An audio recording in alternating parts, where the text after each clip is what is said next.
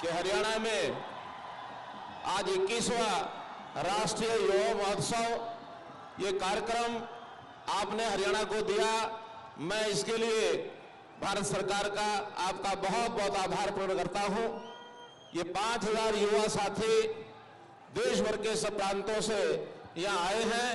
ये युवा, इनके दिलों की धड़कन, जैसे स्वामी विवेकानंद जी का आज जन्मदिन है, स्वामी विवेकानंद जी इनकी दिलों की धड़कन, वो भी नरेंद्र थे, आप भी नरेंद्र हैं, आप भी उनकी युवाओं के धड़कन हैं। मैं आपसे निवेदन करता हूं कि इन राष्ट्र के युवाओं को आप संबोधित करें। आपका बहुत बहुत आभार।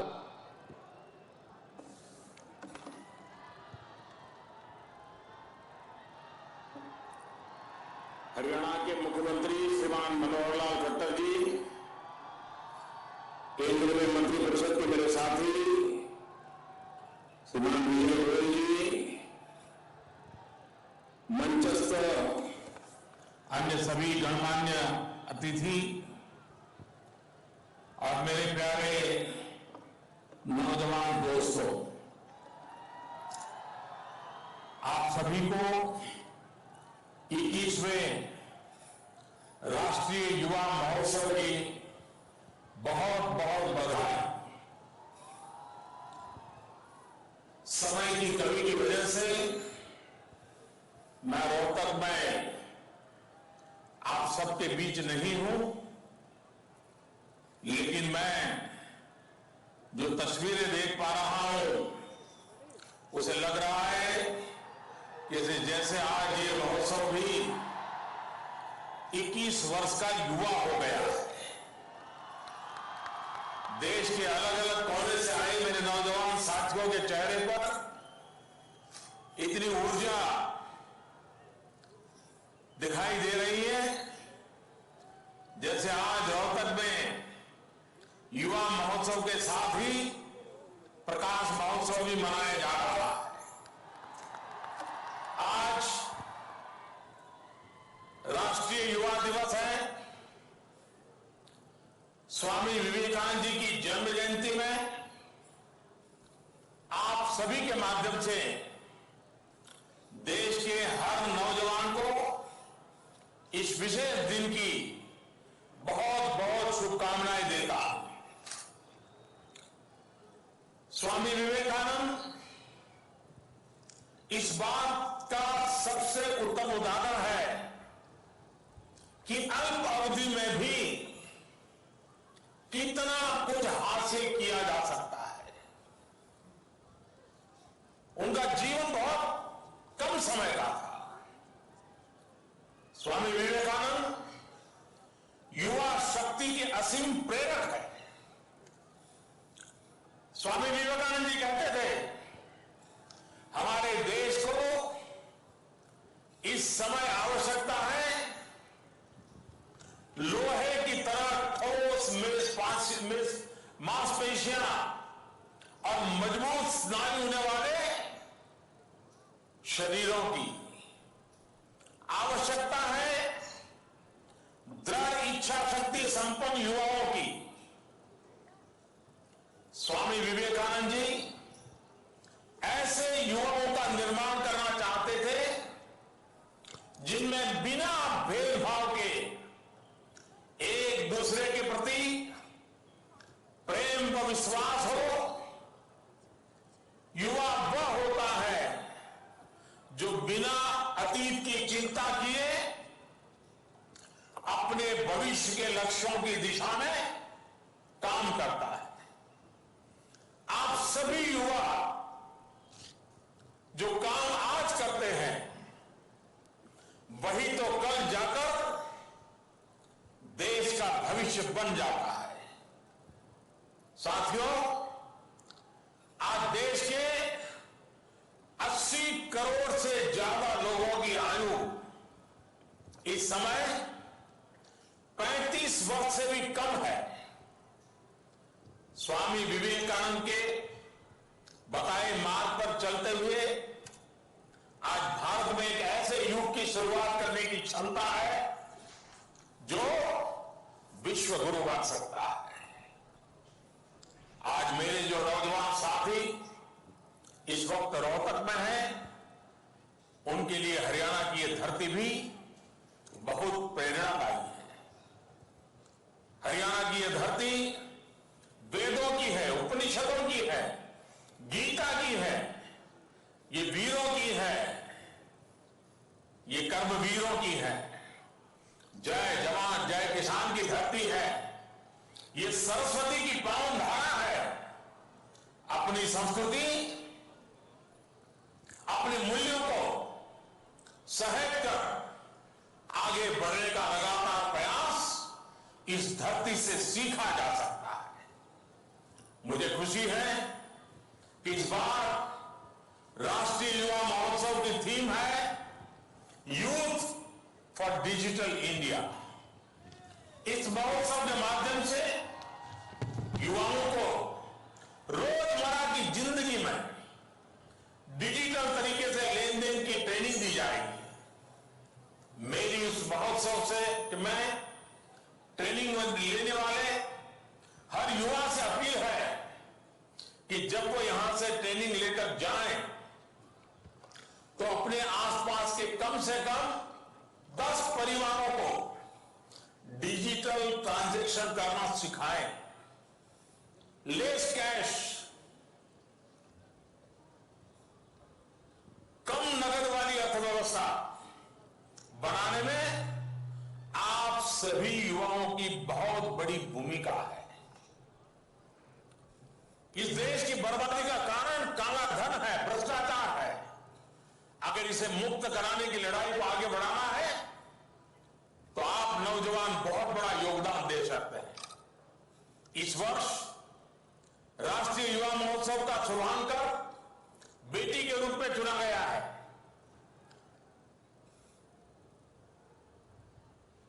मारी लाडो इस महोत्सव के माध्यम से बेटी बचाओ बेटी पढ़ाओ अभियान के बारे में जागरूकता बढ़ाने का प्रयास बहुत ही सराहनीय है। हरियाणा से ही केंद्र सरकार ने बेटी बचाओ बेटी पढ़ाओ अभियान की शुरुआत की थी। इस अभियान का इस क्षेत्र में बड़ा असर दिख रहा है। बदलाव की शुरुआत हुई है। सेक्स रेशियो में काफी बदलाव आया है। पूरे देश के लिए ये बदलाव प्रेरक रहा है। मैं हरियाणा के लोगों को इसके लिए खास तौर पर बधाई देता हूं और ये बात इस बात को दर्शाता है कि जब लोग ठान लेते हैं, जनता जनार्दन संकल्प कर लेती है तो असंभव भी संभव हो जाता है। मुझे उम्मीद है कि जल्द ही पूरे देश के लिए गौरवपूर्ण परिस्थिति हरियाणा निर्माण करके दिखाएगा। हरियाणा के भविष्य को संवारने में यहां का युवा वर्ग एक बड़ी भूमिका निभा रहा है। हरियाणा के युवा खिलाड़ियों ने अनेक अंतर्राष्ट्रीय स्पर्धाओं में पदक हासिल कर सदा सर्वदा पूरे देश का मान बढ़ाया है। पूरे देश में विकास की नई बुलंदियों को छूने के लिए युवा शक्ति के और अधिक योगदान की आवश्यकता है। भारत का लक्ष्य अपने युवकों को इस सदी को भारत की सदी बनाने के लिए क्षमता एवं कौशल प्रदान करना है। नौजवानों, राष्ट्रीय युवा महोत्सव आप सभी को अपनी प्रतिभा के प्रदर्शन के लिए एक मंच प्रदान करता है। अलग अलग सांस्कृतिक परिवेश से आए हुए आप सभी नौजवानों को यहां एक दूसरे को जानने को समझने का मौका मिलेगा और यही तो एक भारत श्रेष्ठ भारत का वास्तविक अर्थ है। अभी थोड़ी देर पहले ही युवा महोत्सव में सभी राज्यों और केंद्र शासित प्रदेशों के सांस्कृतिक दलों का मार्गपास्ट निकाला गया। एक भारत श्रेष्ठ भारत एक प्रयास है देश की सांस्कृतिक विविधता को एक सूत्र में परोने का। हमारे देश में भाषाएं भले अलग अलग हो, खान पान अलग अलग हो, रहने के तौर तरीके अलग अलग हो, रीति रिवाज अलग अलग हो, लेकिन आत्मा एक ही है और उस आत्मा का नाम है भारतीयता। जिस भारतीयता के लिए मैं और आप हम सब गर्व करते हैं। एक राज्य के नौजवान दूसरे राज्य के युवाओं से मिलेंगे तो उन्हें भी नया अनुभव होगा, एक दूसरे के प्रति सम्मान बढ़ेगा, समझ बढ़ेगी। लोग जब साथ रहते हैं, मिलते जुलते हैं, तो समझ आता है कि ये खान पान और भाषाई अंतर सतही है। गहराई से देखें तो स्पष्ट होता है कि हमारे मूल्य, हमारी मानवता, हमारा दर्शन एक जैसा ही है। नौजवानों, एक भारत श्रेष्ठ भारत के तहत 2 अलग अलग राज्यों में 1 साल के लिए पार्टनरशिप की योजना बनाई गई है। मुझे खुशी है इस वर्ष हरियाणा ने तेलंगाना के साथ अपनी पार्टनरशिप की है। दोनों राज्यों में किन विषयों पर परस्पर सहयोग होगा, इसके लिए एक्शन पॉइंट्स भी बनाए गए हैं। मुझे उम्मीद है कि आज हरियाणा में तेलंगाना से आए छात्रों को विशेष रूप से बहुत कुछ जानने सीखने को मिलेगा। एक भारत श्रेष्ठ भारत सिर्फ एक योजना नहीं है, इसे एक जन आंदोलन की तरफ आगे बढ़ाया जा रहा है और ये तभी कामयाब होगा जब देश के युवाओं का भरपूर साथ मिलेगा। मेरे नौजवान साथियों, इस वक्त देश पंडित दीनदयाल उपाध्याय की शताब्दी मना रहा है। देश के नौजवानों के लिए पंडित जी का मंत्र था चरैवेति चरैवेति चरैवेति, यानी चलते रहो, चलते रहो, रुकना नहीं है, थमना नहीं है, राष्ट्र निर्माण के पथ पर चलते जाना है। टेक्नोलॉजी के इस दौर में आज देश के नौजवानों को 3 C's पर ध्यान केंद्रित करने के लिए मैं सुझाव देता हूं। मैं जब 3 C's की बात करता हूं तब मेरा मतलब है, पहला C कलेक्टिविटी, दूसरा C कनेक्टिविटी और तीसरा C क्रिएटिविटी। कलेक्टिविटी, सामूहिकता। जब तक कि हम संगठित शक्ति नहीं बनते हैं, हम भेदभावों को मिटाकर के एक भारतीय के रूप में एक रस नहीं होते हैं। कलेक्टिव ताकत बहुत बड़ी ताकत होती है। दूसरी बात है कनेक्टिविटी। युग बदल चुका है, टेक्नोलॉजी ने पूरे विश्व को बहुत छोटा बना दिया है। दूसरा विश्व आपकी हथेली में, आपके मोबाइल फोन में होता है। कनेक्टिविटी समय की मांग है। हम कनेक्टिविटी की दृष्टि से टेक्नोलॉजी के साथ साथ हमारे मानवीय मूल्यों को भी बल देते चलेंगे। और तीसरा सी मैंने कहा क्रिएटिविटी, यानी नए विचार, नए इनोवेशन, पुरानी समस्याओं के समाधान करने के लिए नए तरीके। और यही तो युवा मन से अपेक्षा रहती है। जिस पर क्रिएटिविटी खत्म हो जाती है, इनोवेशन खत्म हो जाता है, नयापन अटक जाता है, एक प्रकार से जिंदगी ठहर जाती है।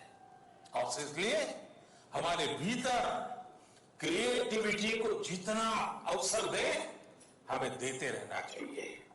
और इसलिए एक दूसरे से संपर्क करिए, सामूहिक जिम्मेदारी निभाना सीखिए और नए विचारों पर काम करिए।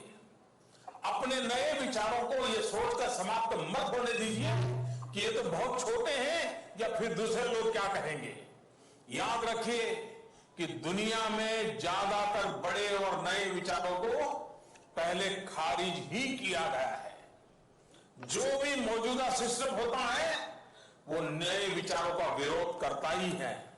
लेकिन मुझे विश्वास है कि हमारे देश की युवा शक्ति के आगे ऐसा हर विरोध ठंडा पड़ जाएगा।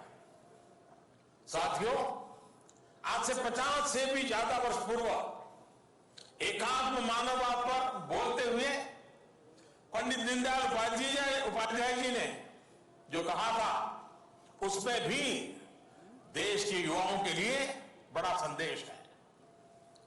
दीनदयाल जी ने राष्ट्र निर्माण और देश में मौजूदा बुराइयों से लड़ने का आह्वान किया था। उन्होंने कहा था, हमें अनेक रूढ़ियां खत्म करनी होगी, बहुत से सुधार करने होंगे जो हमारे मानव का विकास और राष्ट्र की एकात्मता की वृद्धि में पोषक हो, वह हम करेंगे, और जो बाधक हो उसे हटाएंगे। ईश्वर ने जैसा शरीर दिया है उसमें मिनमेख निकालकर अथवा आत्मग्लानि लेकर चलने की आवश्यकता नहीं है, पर शरीर में फोड़ा होने पर उसका ऑपरेशन तो आवश्यक है। सजीव और स्वस्थ अंगों को काटने की जरूरत नहीं है। आज यदि समाज में छुआछूत और भेदभाव घर कर गए हैं, तो जिसके कारण लोग मानव को मानव समझकर नहीं चलते और जो राष्ट्र की एकता के लिए घातक सिद्ध हो रहे हैं, हम उनको खत्म करेंगे। पंडित जी का यह आह्वान आज भी उतनी ही अहमियत रखता है। आज भी देश में छुआछूत, ऊंच नीच, भ्रष्टाचार, कालाधन, अशिक्षा, कुपोषण, अंधश्रद्धा, इन सभी बुराइयों को खत्म करने के लिए देश के युवा को अपनी शक्ति झोंकनी होगी। अभी कुछ दिन पहले सरकार ने काले धन और भ्रष्टाचार के खिलाफ बड़ी कार्रवाई की है। इस कार्रवाई को जितना समर्थन मेरे नौजवान दोस्तों ने दिया है, वो इस बात का सबूत है कि समाज में व्याप्त बुराई को मिटाने के आप सभी में कितनी जबरदस्त इच्छा शक्ति है। इसलिए जब मैं कहता हूं मेरा देश बदल रहा है, तो उसके पीछे आपके प्रयास होते हैं।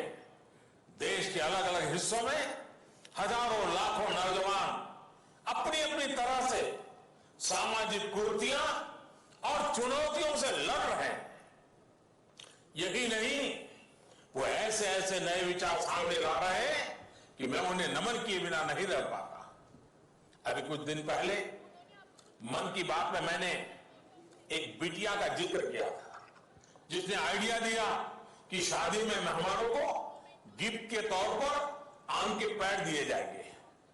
पर्यावरण को बचाने के लिए कितना अद्भुत तरीका है। इसी तरह एक इलाके में लोग कूड़े के डिब्बों की कमी से बहुत परेशान थे। ऐसे में वहां के नौजवानों ने मिलकर कूड़े के डिब्बों को एडवर्टाइजिंग के साथ जोड़ दिया। अब वहां की सड़कों पर आपको हर जगह कूड़े के डिब्बे नजर आएंगे, जिन पर विज्ञापन भी होगा। अब वहां कूड़े के डिब्बों को डस्टबिन नहीं, एडबिन बोलते हैं। नया शब्द दिया, डस्टबिन से एडबिन। ऐसे भी नौजवान हैं जिन्होंने पिछले महीने रिले फॉर्मेट में सिर्फ 10 दिन में लगभग 6000 किलोमीटर साइकिल चलाकर गोल्डन क्वाड्रिलेटरल चैलेंज को पूरा किया है। इनका सूत्र वाक्य बहुत ही प्रेरक है, बड़ा इंटरेस्टिंग है। उनका सूत्र वाक्य है, follow the rules and India will rule. हमारे देश में ऊर्जा से भरे हुए ऐसे नौजवान हर कोने में उपस्थित हैं। कोई पहाड़ों से निकलने वाले छोटे झरनों से बिजली बना रहा है, कोई कूड़े से घर निर्माण की चीजें बना रहा है, कोई टेक्नोलॉजी के माध्यम से दूर दराज वाले इलाकों में मेडिकल सुविधा उपलब्ध करा रहा है, कोई सूखाग्रस्त इलाके में किसानों के लिए पानी बचाने के लिए संसाधन जुटा रहा है। ऐसे लाखों युवा राष्ट्र निर्माण के लिए दिन रात एक कर रहे हैं। ऐसे हर ऊर्जावान युवा के लिए मैं स्वामी विवेकानंद जी का संदेश फिर दोहराना चाहूंगा। उठो, जागो, और जब तक लक्ष्य की प्राप्ति नहीं होती रुको मत। उठो का मतलब है शरीर को चैतन्यमय करो, शरीर को ऊर्जावान बनाओ, शरीर को फिट रखो। कई बार ऐसा भी देखा गया है कि लोग उठ तो जाते हैं लेकिन जागरूक नहीं होते। इस वजह से वो स्थिति का सही आकलन नहीं कर पाते। इसलिए उठने के साथ ही जागरूक होना भी आवश्यक है। जब तक लक्ष्य प्राप्ति ना हो रुको मत। मैं इस बात में भी बड़ा संदेश है। पहले तो स्पष्ट ध्येय का होना ही बहुत आवश्यक है। जब यही नहीं तय होगा कि जाना कहां है, तो फिर ये कैसे तय हो पाएगा कि किस दिशा की ओर जाने वाली गाड़ी में बैठना है। इसलिए जब तक लक्ष्य तय हो जाए तो फिर उसकी प्राप्ति के लिए बिना रुके बिना थके प्रयास करते रहना चाहिए। मेरे दोस्तों, मेरे सामने आप सब देश की बौद्धिक ताकत के तौर पर मौजूद है। आज आवश्यकता है युवाओं की ऊर्जा को रचनात्मक कार्य में लगाने की। आज आवश्यकता है युवाओं को दिग्भ्रमित होने से बचाने की। आज आवश्यकता है युवाओं को नशे और अपराध से दूर रखने की। आप चिंता में मंथन करके नई राह बनाए, नई मंजिलें हासिल करें। आपके सामने संभावनाओं का खुला आकाश है। आज आवश्यकता है कि युवा सेवा की बेजोड़ मिसाल बने। उनके चरित्र में ईमानदारी व निष्पक्षता हो। हर चुनौती को सामना करने का जज्बा हो। उन्हें अपनी गौरवशाली विरासत पर गर्व हो। उनका आचरण एवं चरित्र नैतिक मूल्यों पर आधारित हो। इस पर इसलिए जोर दे रहा हूं कि लक्ष्य पाना जितना मुश्किल है उतना ही आसान लक्ष्य से भटकना होता है। सुखी संपन्न जीवन की आकांक्षा रखना सही है, लेकिन इसी के साथ समाज और देश के प्रति जिम्मेदारी को भी समझना आवश्यक है। मैं आपको 1, 2, 3, 4, 5, 6 यानी 6 चुनौतियों के बारे में बताता हूं जिनसे निपटना बहुत जरूरी है। 1, समाज के प्रति अज्ञान। 2, समाज के प्रति असंवेदना। 3, समाज के प्रति घिसी पिटी सोच। 4, जाति समुदाय के विचार से ऊपर उठने की अक्षमता। 5, माताओं बहनों बेटियों से दुर्व्यवहार। 6, पर्यावरण के प्रति लापरवाही, गैर जिम्मेदार दृष्टिकोण। इन 6 चुनौतियों को आज के नौजवानों को ध्यान में रखना होगा। उन्हें परास्त करने का प्रयास करना होगा। आप जहां भी रहें, जिस भी क्षेत्र में काम करें, वहां इन चुनौतियों के बारे में अवश्य सोचें, उन्हें दूर करने की कोशिश करें। आप सभी युवा टैक्स से भी है। आप सभी युवाओं को यह संदेश जन जन तक पहुंचाना है कि समाज में सकारात्मक परिवर्तन कैसे आ सकता है। आप सभी युवा उन लोगों के जीवन को छूने का प्रयास करें जो वंचित है, शोषित है। दूसरों के भविष्य को बेहतर बनाने के लिए आप सभी युवाओं को अपनी ऊर्जा और समय देना है। युवाओं की ताकत, युवाओं की ऊर्जा और युवाओं का जज्बा बदलाव लाने में और भी अधिक कारगर होता है। अब करोड़ों युवा आवाजों को इस देश की आवाज बनकर विकास के कामों को आगे बढ़ा रहा है, मदद कर रहा है। मेरे साथियों, आप सभी नए क्षितिज को छुएं, विकास का नया विजन तैयार करें, नई उपलब्धियां हासिल करें। इसी शुभकामना के साथ आपको राष्ट्रीय युवा दिवस और महोत्सव की बहुत बहुत बधाई देता हूं, बहुत बहुत शुभकामनाएं देता हूं। और स्वामी विवेकानंद जी का पुण्य स्मरण करते हुए, हमारे भीतर की युवा ऊर्जा को लेते हुए, समाज के, राष्ट्र के, परिवार के, गांव के, गरीब के, किसान के भलाई के लिए अपनी जिंदगी का कुछ न कुछ समय उनके लिए खपाने का संकल्प करेंगे। देखिए, जीवन में कुछ करने का जो संतोष मिलेगा, उस संतोष की जो ताकत होगी, वो संतोष स्वयं में एक ऊर्जा का रूप धारण कर लेगा। मेरी आपको बहुत बहुत शुभकामनाएं हैं। देश के कोने कोने का आए हुए नौजवान एक प्रकार से लघु भारत मेरे सामने है। ये लघु भारत नई प्रेरणा, नया उत्साह लेकर के गीता की भूमि है जो कर्म का संदेश देती है, निष्काम कर्म योग का संदेश देती है। उसी को लेकर के आप चलें। इसी एक अभ्यर्थना के साथ मेरी इस युवा महोत्सव को बहुत बहुत शुभकामनाएं। धन्यवाद।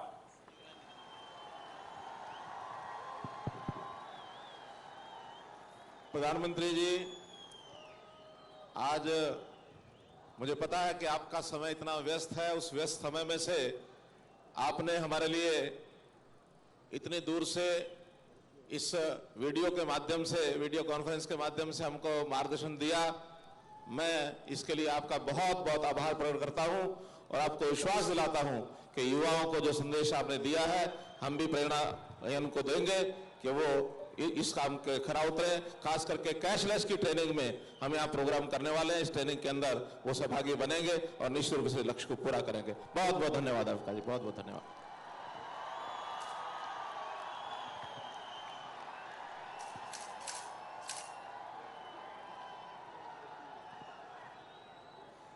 बहुत बहुत आभार माननीय प्रधानमंत्री महोदय का। देवेश सज्जनों, एक बहुत ही अनूठा और बहुत ही प्रेरक क्षण हम सब के लिए, जब प्रधानमंत्री महोदय ने स्वयं अपनी तमाम व्यस्तताओं के बीच हम सबको प्रेरित किया, संबोधित किया। निवेदन आप सबसे ये जरूर करेंगे कि अभी आप बैठे अपनी जगह पर, क्योंकि बहुत ही आकर्षक कुछ सांस्कृतिक प्रस्तुतियां बहुत अच्छे कोरियोग्राफर्स ने आपके लिए खास आज के लिए तैयार की हैं। लेकिन उससे पहले उन खिलाड़ियों को हम मंच पर आमंत्रित करना चाहेंगे जिन्होंने इस देश का नाम रोशन किया है।